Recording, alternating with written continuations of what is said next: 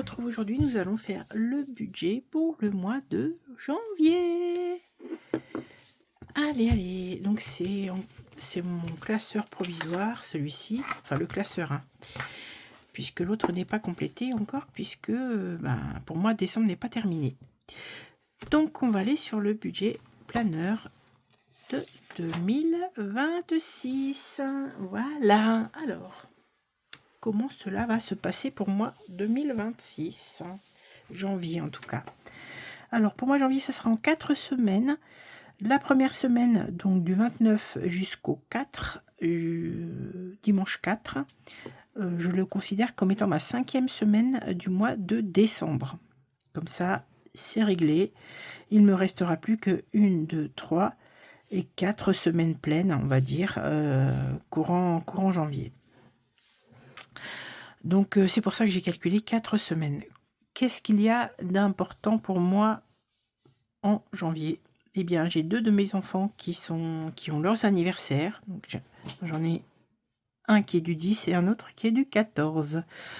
On doit aller sur Paris rencontrer ma frangine. C'est trop bien. Donc je pense qu'il y aura un petit resto, quelque chose comme ça qui se passera à ce moment-là. De toute façon, niveau transport en commun, pour nous, c'est beaucoup plus simple, parce que sinon, s'il faut se garer, c'est la galère. Voilà. Et puis, j'ai marqué faire, entre guillemets, gros stock, puisque je dois faire un peu de ravitaillement avec ma copine. On va aller sur Costco. Hein. Vous savez, je vous en ai déjà parlé plusieurs fois de ce magasin. C'est une grosse enseigne américaine. Et comme on y va toutes les deux, en général, s'il y a des produits qui nous plaisent, comme c'est sur du gros volume, eh bien, on va partager les achats. C'est-à-dire si, je sais pas moi, la dernière fois, c'était un carton avec 5 sachets de café. Eh ben, moi, j'en ai pris 3, on en a pris 2. Enfin, on se débrouille comme ça pour ne pas... Voilà, pour que tout le monde puisse y trouver son compte. Donc, c'est plutôt pas mal. Voilà. Pour le mois de février, j'ai déjà noté que j'avais 2 anniversaires. Voilà. Bon, écoutez, on va commencer, hein. J'ai déjà mes anti-sèches, puisque forcément je l'ai travaillé avant. Il y a des choses qui ont changé. Pas forcément dans le bon sens. Hein. Vous savez que tout augmente. Je suis désolée si je me mets un peu de biais. C'est plus facile pour moi pour écrire. Alors, on y va. Pension. Donc, on va marquer que c'est pour... J'écris bien pour que ce soit joli. Et oui, janvier 2026. Alors, moi, je vais toucher 1949. Ah, mais je me suis pas présentée. Ah là là, j'ai oublié de me présenter. Eh bien, on va commencer. Donc, je m'appelle Agnès. Je suis l'heureuse, comment dire, créatrice de la chaîne Les Enveloppes d'Agnès. J'ai 60 ans, je suis mariée.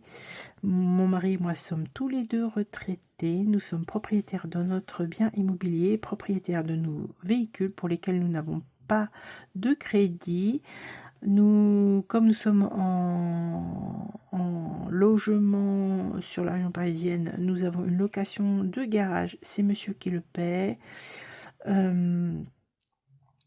Un logement dit charge de copropriété, donc ça c'est moi qui les règle. Tout ce qui est carburant, EDF, GDF, assurance, véhicule et appartement, c'est monsieur qui prend en charge. Sa mutuelle santé la prend en charge aussi. Moi, vous allez voir tout ce que j'ai à ma charge. Voilà, on s'est réparti les choses de façon à ce que ce soit le plus équitable possible.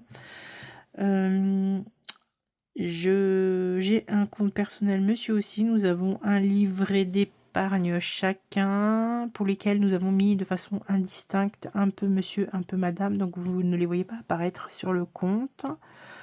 Un PEL aussi que vous ne voyez pas, puisque c'est dans le même ordre des choses. Voilà, pour ne pas... Voilà, on a mis tous les deux, donc on n'a pas différencié en fait. Hein. Ça. Et bien sûr, j'ai mon compte Bourse-Banque sur lequel je mets toutes mes épargnes, mes, entre guillemets, virtuelles. Donc n'hésitez pas, vous avez le lien de parrainage sur le déroulé de descriptif de la chaîne. Voilà, si ça vous fera des petits sous. Et moi, ça m'en fera aussi. Quoi d'autre? Je réfléchis. Nous n'avons pas d'animaux. Voilà. c'est pas mal déjà. Oui, c'est pas mal. Donc, monsieur me verse une contribution pour les frais de nourriture, on va dire, et diverses choses. On a convenu aussi que dans ce qu'il me donnait, il y avait une partie qui allait aussi sur l'épargne vacances. Donc, c'est prévu comme ça, c'est décidé et ça se passe hyper bien. Donc là, monsieur va mettre 420 €. Donc, on augmente un chouï. On augmente un chouï pour lui, 420 €. Donc ici, on est quasi à l'euro identique. Et sur les sorties d'argent, on est au centime, à l'euro supérieur, on va dire. Hein. Si c'est 99 centimes, moi je vais marquer 1, par exemple. Vous voyez. Donc on va calculer déjà là les entrées d'argent. Hein, parce que je ne sais pas si vous connaissez, peut-être que vous allez commencer la méthode. Moi, ça fait c'est la 3e année que je fais la méthode des enveloppes budgétaires, 2 ans et demi que j'ai ma chaîne. Au fur et à mesure, ça roule. On n'a plus besoin forcément de... On pose quand même les choses si vous voulez, mais on s'est approprié la méthode et c'est beaucoup plus simple pour nous. Donc je vous répète, juste pour pouvoir faire votre méthode des enveloppes, qu'est-ce qu'il faut faire? Il faut déjà regarder où sont vos postes de dépenses. Donc vous allez sur les 3 mois précédents, sur l'année que vous venez de faire. Pas forcément Noël parce que ça c'est un peu typique, mais voilà, vous faites sur 3 mois de suite, vous allez regarder toutes vos charges, toutes vos dépenses, et par poste de dépenses, c'est-à-dire les courses, je sais pas, l'essence, le machin, tout ça, vous allez vérifier où est-ce que tout votre argent est réparti. Sur les rentrées d'argent, vous allez regarder aussi bien ce que vous touchez en termes de, si vous travaillez, donc les salaires, vous regardez la CAF, vous regardez les pensions alimentaires, vous regardez toutes ces choses-là. Et dans les sorties, dans les charges, et tout ce qui sort, c'est-à-dire ça peut être la cantine, ça peut être le téléphone, ça peut être les assurances, ça peut être plein de choses. Et voilà, il ne faut pas oublier que si vous avez des crédits dettes, il faut les inclure aussi dans vos charges parce que c'est une charge. Et voilà, les découverts sont aussi des charges, donc il faut les noter pour se sortir au plus vite des découverts parce que clairement c'est de l'argent. Vous payez la banque en fait, donc finalement c'est pas votre argent à vous, c'est un peu dommage. Voilà, on a tous été un moment en galère. Hein. Si ça peut vous rassurer, quand on arrive à faire des méthodes, la méthode des enveloppes budgétaires, souvent c'est parce qu'on a eu un parcours qui nous a obligés à reprendre en main nos comptes. Et aujourd'hui, on remercie toutes le fait d'avoir rencontré cette méthode pour pouvoir enfin souffler et puis se dire que on peut mettre des épargnes de côté, on peut commencer à se projeter sur un truc un peu sympa, ce qui n'était pas forcément le cas avant. Voilà, alors on a dit qu'on comptait là. Voilà, j'ai essayé d'être à peu près clair dans la méthode. Donc 1949 plus 420, c'est égal. Non, si j'oublie un truc, ça va pas. Plus, on est à 2369 € dans les entrées d'argent. Maintenant, on va regarder tout ce qui part. Les charges fixes, ce que j'appelle moi charges fixes. Peut-être d'autres les appelleront autrement, mais en tout cas, moi, c'est comme ça que je les intitule. Alors, Boursorama, je vous ai dit... Attendez, je vais décrocher, ça sera plus facile pour moi pour écrire. Boursorama, je vous ai dit, c'est ma banque sur laquelle je mets mes épargnes, mais c'est une banque qui nécessite juste une fois par mois d'avoir un mouvement sur le compte. Ça peut être aussi bien, vous prenez juste le paiement pour une baguette de pain, peu importe, il faut qu'il y ait un mouvement. Petit soit-il, mais il faut qu'il y ait un mouvement. Donc moi, je mets d'emblée 10 € tous les mois. Ce qui fait que quand j'ai besoin de faire un petit achat, je peux le prendre aussi comme ça. 10 € pour Boursorama. Orange, alors là ça a vachement augmenté, mais parce que j'ai appelé aussi pas mal au Portugal ces derniers temps, vous savez pourquoi. Et donc là je suis à 89 €, c'est comme ça. Hein. Canal+, et Netflix, je suis à 45, j'avais changé mon abonnement il n'y a pas très longtemps. La mutuelle, merci, quand on devient vieux, ça nous coûte une blinde. Monsieur paye sa propre mutuelle santé, ça c'est juste ma part à moi. Je suis à 136 € par mois. Voilà, Google Cloud, je marque 2 €, c'est ça par exemple, je vous disais, c'est 1,99 €, donc on va pas chipoter, hein, je marque 2 €. La garantie d'essai, je suis à 36 €. L'assurance juridique, 11 €. Les charges de copropriété, 250 €. Les fonciers, je suis à 177 € pour un appartement de 72 mètres carrés. Ça fait cher à l'année, mais c'est comme ça. Ça dépend des communes. On n'a pas tous la commune la moins chère hein, dans laquelle on vit. Hein, donc voilà, aussi bien pour les achats alimentaires que pour tout le reste. On n'a pas tous... je suis dans un coin un peu privilégié, mais alors on le sent bien qu'on est privilégié. Hein. Voilà. Le téléphone de monsieur, je remarque... ouais, je vais marquer encore 30 €. J'espère que normalement, ça ne devrait pas être plus. On verra bien. 20 € pour Prédicat et 10 € pour mon abonnement de Cricut. Cricut, c'est ma machine de découpe. Alors, 10 plus 89, 45, 136, 2, 36, 11, 250, 177, 30, 20 et 10. Je suis à 816. C'est bien ce que j'avais calculé. 816. 816 €. En charge variable. Ça, c'est ce qui n'est pas forcément... c'est ce qu'on peut choisir ou pas, ou bien des abonnements qui vont être prélevés à ce moment-là. Donc là, vous voyez, par exemple, là, j'ai marqué annuel, ça va être variable. Vous pouvez trouver mon budget planeur en libre service sur mon Drive. Hein. Il n'y a pas les catégories, rien n'est noté là, bien sûr. Mais vous pouvez le télécharger et l'imprimer comme vous le voulez. Donc là, pour mes achats CB, j'ai prévu 150 € et le péage, il reste une partie du péage sur l'Espagne. Peut-être qu'on va aussi bouger un peu, j'en sais rien. Mais en tout cas, je sais que j'ai déjà des sous qui vont être prélevés là, parce que c'est quinzaine d'après être passé sur les passages frontières. Donc voilà, je laisse là 250 € pour mes charges variables. En crédit dette, nous n'en avons pas. On va ensuite prendre l'autre feuille. Voilà. Donc, on va remarquer ici les ressources. Donc, j'ai marqué 2369 €.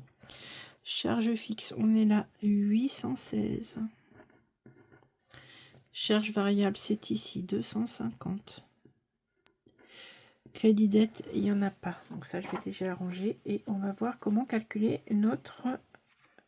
reste à vivre. Et bien en fait, on va retrancher tout ça. 2369. Non, moins 816. Moins 250. On est à 1303 €. 1303 €. Donc, pareil. 1303 € ici. Dans mes enveloppes cash, je vais mettre d'emblée 120 €. J'augmente un peu cette année. Quand c'est possible, je vais augmenter à 120. Quand je pourrai pas, je redescendrai à 100. Mais c'est pas là. Bon, je veux pas faire de saleté. Ça va que c'est des choses qui s'effacent. Je me suis trompée. C'est ici, 120 €. Donc les enveloppes cash, on va les calculer maintenant. Donc nous mangeons tous nos repas à la maison, hein, sauf si on doit sortir une fois de temps en temps. On mange, monsieur mange quasiment pas de viande, moi je suis végétarienne.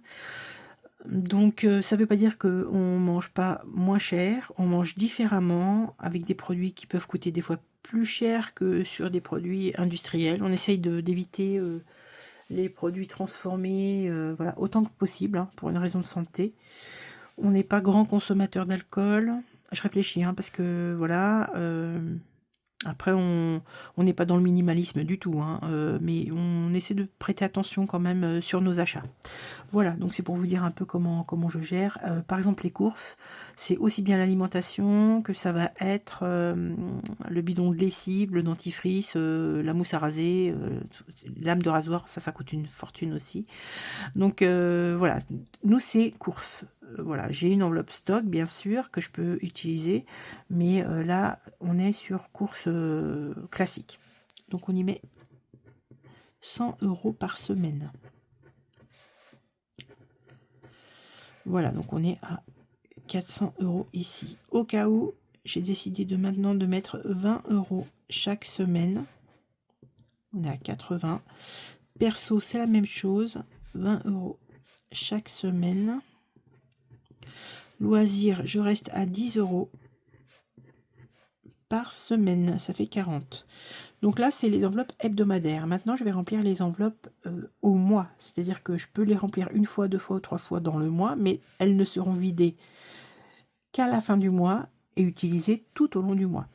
Resto, j'ai prévu 50 en première semaine, 50 en troisième semaine. On est à 100 €. Beauté, je mets 50 €. Shopping, j'ai prévu 50 €. J'ai mon enveloppe solde qui est prête, hein, si besoin. Et santé, ça peut être la parapharmacie, mais ça peut être aussi le médecin, parce que moi, mon médecin est hors convention, secteur 3, et c'est 50 € la consultation non remboursée. Donc, je préfère avoir les 50 € qui m'attendent là dans mon petit coin, plutôt que d'être embêté. Voilà, et ben on va calculer combien on doit sortir par semaine et combien ça fait par mois. Alors, au mois, 400 plus 80 plus 80 plus 40 plus 100 plus 50 plus 100. On est à 850 €. Je regarde sur mon anti-sèche. Oui, on est bien ça. 850 € et on va reprendre ici pour savoir la première semaine. Donc ça me permet, si je n'ai pas la capacité de faire un retrait au distributeur, si je peux pas le faire de façon complète, et ben je peux savoir chaque semaine combien je dois les retirer d'argent au distributeur. Alors 100, ça fait 150, 250, 350. Ici 150, ici 200. Et ici 150, et donc 300, 500, c'est bon, ça fait 850. On est bon. Donc ici je marque 850. Donc on va regarder le reste à vivre que j'avais, c'était 1303 €. Je retire les 850 € de mes enveloppes du mois. Je retire 120 € dans mes défis cash. Vous allez voir après si vous venez d'arriver sur ma chaîne. Ça me laisse en capacité d'épargne 333 €. Comment je vais faire? Eh bien, je vais regarder si j'ai ma petite feuille. Là déjà, je sais que les 3 €, je vais les laisser sur le compte. Vous êtes d'accord? On va pas se casser les pieds à se dire que je vais les mettre, je marquais plus 3 €. C'est ce que je laisse sur mon compte puisque je fais la base 0. Voilà, comme ça c'est noté. Donc on a dit 330 €. 330 €, comment je vais répartir ça? Alors, sachant que je n'ai pas encore complètement dispatché tous les défis, vous savez, les défis de l'année 2025, je ne les ai pas encore répartis dans mes épargnes. Je vais faire déjà les choses que je vais de toute façon mettre en place, c'est-à-dire les vacances, voyage-vacances. Voyage, donc là, je fais un virement de 100 €, puisque c'est monsieur et moi. C'est prévu, comme ça, c'est acté. Je fais ma 5e semaine. Là, je mets 40 € en espèces. Je mets fonds d'urgence. Je mets 20 €. Ça, c'est obligatoire. Donc, on a dit 330 moins 3. Donc, ça veut dire 300 €. Moins 100 €. Moins 20. Mais qu'est-ce que j'ai fait? Non, ça va pas. 330. Moins. Il veut pas. Moins 100. Moins 40. Moins 20. Et c'est pour ça que vous voyez que je vais marquer ici plus 170 € à répartir. Et là, exceptionnellement, je ne vais pas les répartir tout de suite sur le reste de mes enveloppes parce que ça va dépendre de ce que j'aurai à mettre un peu partout. J'espère que vous avez compris. Donc 170 plus 100, ça fait 270 plus 60. On est bien à 330. Et donc là, je vais répartir, je finaliserai ici avec vous, je pense. Parce que voilà, je suis un peu dans le flou. Je ne sais pas encore où je vais mettre tout ce que j'ai reçu, enfin tout ce que j'ai récupéré de mes défis. Je ne vais pas écrire des trucs et qui vont pas tenir la route. Autant faire ça correctement. Donc, hop, j'ai eu peur de me pincer, dis donc. Alors, sur les 120 € qui sont là, il y a deux choses à faire. On va d'abord tirer au dé. 40 €. Donc, je vais mettre 40 € dans l'enveloppe mystère. Ici, je marque 40 € dans l'enveloppe mystère. Et il y a une nouvelle chose qui vient d'arriver par ici, par ici. Est-ce que c'est là? Oui, c'est là. Le défi au budget de Hélène. Et on va tirer une carte. Allez.